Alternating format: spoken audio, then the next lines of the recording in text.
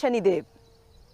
दर्शकों, आज हम शनि महाराज जी के बारे में, शनिदेव के समस्त शांति उपायों के बारे में, उनसे संबंधित जड़ी बूटी, उनसे संबंधित वनस्पति, उनसे संबंधित नक्षत्र, राशि या स्थानों के बारे में चर्चा करेंगे।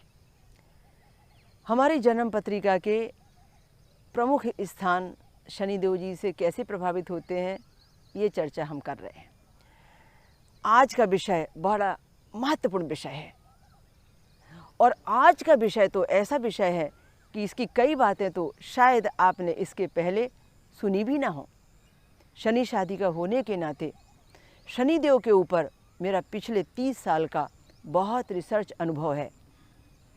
शनिदेव के साहित्य जो मैंने लिखे हैं उसमें मैंने बहुत ही रिसर्च की बातें लिखी हैं जो शायद आपको कहीं सुनने में भी ना आए।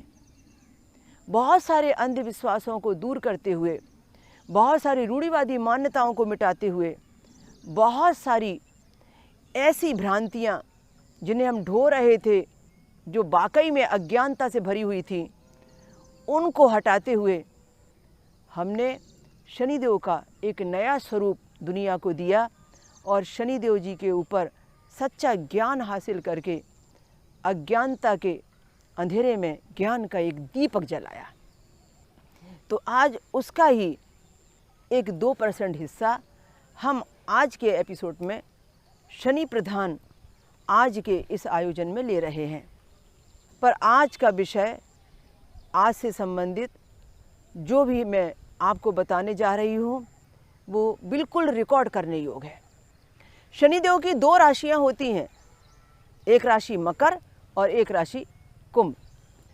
शनिदेव जी मकर राशि के स्वामी होते हैं जो 10 नंबर की होती है और कुंभ राशि के स्वामी होते हैं जो 11 नंबर की होती है। जिस किसी की भी मकर राशि है उसके राशि इष्ट देवता शनि महाराज बने हैं। जिस किसी की कुंभ राशि है उसके भी राशि इष्ट देवता शनि महाराज बनेंगे। तो आपको तो जन्मते ही शनि की आराधना करनी चाहिए थी। आपके लिए तो शनिदेव जी ही जीवन पर्यंत आराधना के लिए इष्ट देवता हैं। जिन किसी की भी जन्मते ही शनि की महादशा की स्थिति बनती है, शनि की महादशा की स्थिति किसकी बनेगी? जिसका जन्म शनि के 3 नक्षत्रों में होगा, उनकी जन्मते ही शनि की महादशा चालू हो जाती है। जन्म के समय में हम शनि लेकर आते हैं। लोग कहते हैं ना, इसे तो पैदाइशी शनि है।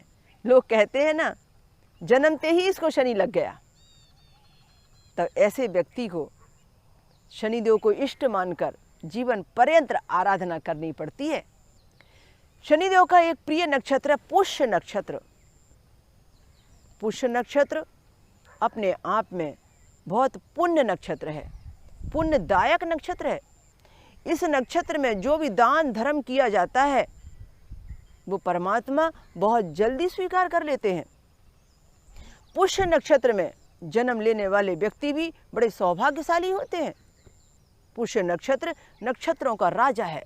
27 नक्षत्रों में इसको राजा कहा गया है। पुष्य नक्षत्र शनिदेव को बड़ा प्रिय है। पुष्य नक्षत्र में जन्म लेने वाले प्रत्येक व्यक्ति को भोग दशा शनि की मिलती आई है। शनिदेव का दूसरा नक्षत्र है अनुराधा। जिस प्रकार से पुष्य नक्षत्र में दान धर्म पुण्यकार मुहूर्त बहुत अति उत्तम माने गए हैं, ठीक इसी प्रकार से शनिदेव के अनुराधा नक्षत्र में ऐसे काम बहुत श्रेष्ठ माने गए हैं जो स्थायित्व वाले हों, परमानेंट टिकाने वाले हों, जो मजबूती देने वाले हों, जो ना टूटने वाले हों, लंबे चलने वाले हों। जैसे कि हम विवाह की बात करें, शादी के संबंधों की बात करें, हर व्यक्ति चाहता है कि उसका शादी का संबंध लंबा टिकना चाहिए, रिश्ते लंबे निभाने चाहिए। आज किसी के साथ एग्रीमेंट करते हैं, आज किसी प्रॉपर्टी पर साइन करते हैं, कोई कार्य ऐसा करते हैं जिससे अपेक्षा रखते हैं यह टूटना नहीं चाहिए, अक्षत रहना चाहिए, खंडित नहीं होना चाहिए। तो वह अखंड और अक्षत रहने के लिए आपको अनुराधा नक्षत्र दिया गया है। उस दिन का इस्तेमाल कीजिए, एंगेजमेंट कीजिए, शादी की तारीख निकालिए। हमारे पंचांग में जो शादी के मुहूर्त निकले जाते हैं, उसमें निकाले गए शादी के मुहूर्तों में अनुराधा नक्षत्र अधिकतर आता है। तो शनि के अनुराधा नक्षत्र का मान बहुत है। अनुराधा नक्षत्र में जन्म लेने वाले व्यक्ति का जो भी शनि प्रधान व्यक्तित्व बनता है, वह शनि की महादशा लग जाने के कारण होता है। शनि की महादशा शनिदेव के तीसरे नक्षत्र को मिलती है। वो तीसरा नक्षत्र है उत्तरा भाद्रपद नक्षत्र। यदि किसी का जन्म उत्तरा भाद्रपद नक्षत्र में होता है, तब भी उसे शनि की महादशा ही लगती है। शनि की महादशा में जन्म लेने वाले व्यक्ति को 19 साल की महादशा का भोग फल मिलता है।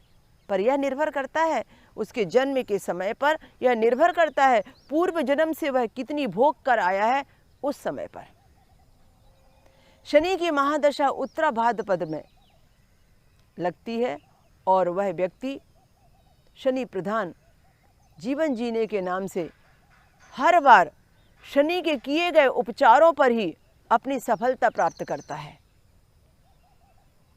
दर्शकों, ये जो 3 नक्षत्र है ना, उन तीनों नक्षत्रों का मान और स्थान अलग अलग है। उत्तरा भाद्रपद जो नक्षत्र है, यह शुभ मुहूर्त का नक्षत्र नहीं है।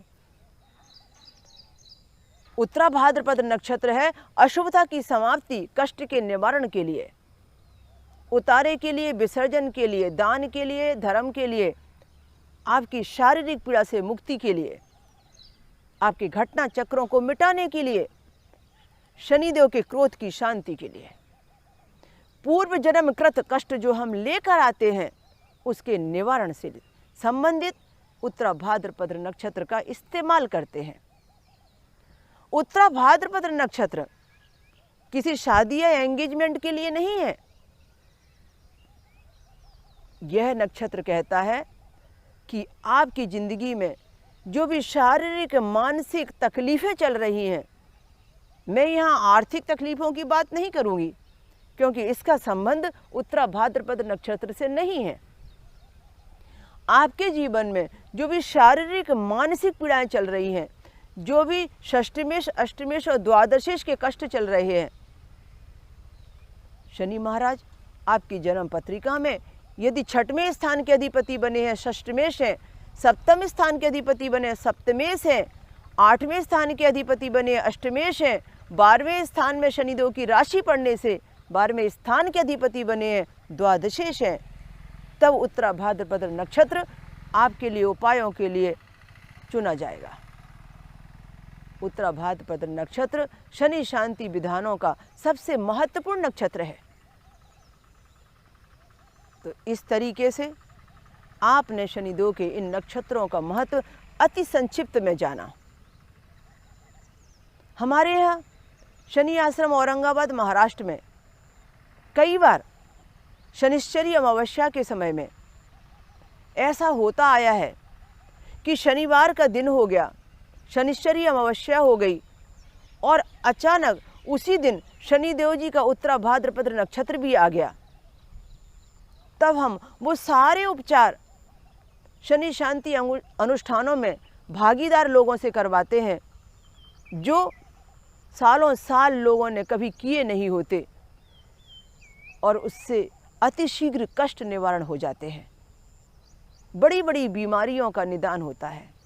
क्योंकि जब सारा विज्ञान हार जाता है, वहाँ से शनिदेव का ज्ञान प्रारंभ होता है। जब दुनिया की सारी दवा हार जाती है, तब वहाँ से आध्यात्मिक चिकित्सा प्रारंभ होती है, और बिना दुआ के दवा कभी काम नहीं करती।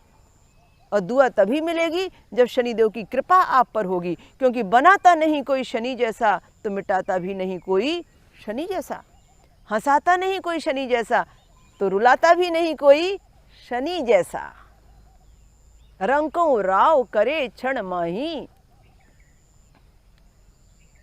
तो जब व्यक्ति का जन्म होता है तो जन्म के समय कहीं ना कहीं तो शनिदेव जी विराजमान होते हैं और किसी न किसी राशि पर तो शनिदेव जी विराजमान होते हैं। उस स्थिति को देखते हुए हमें सही नक्षत्रों पर काम करना होता है, शांति विधान करने होते हैं और सही समय पर निर्णय लेने होते हैं।